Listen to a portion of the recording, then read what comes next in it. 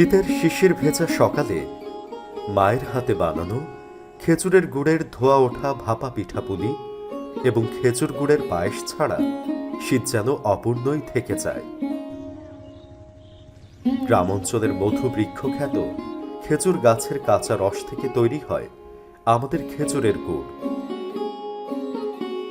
সম্পূর্ণ প্রাকৃতিক উপায়ে রসকে জাল দিয়ে তৈরি করা হয় নলেন এবং পাটালি গুড়।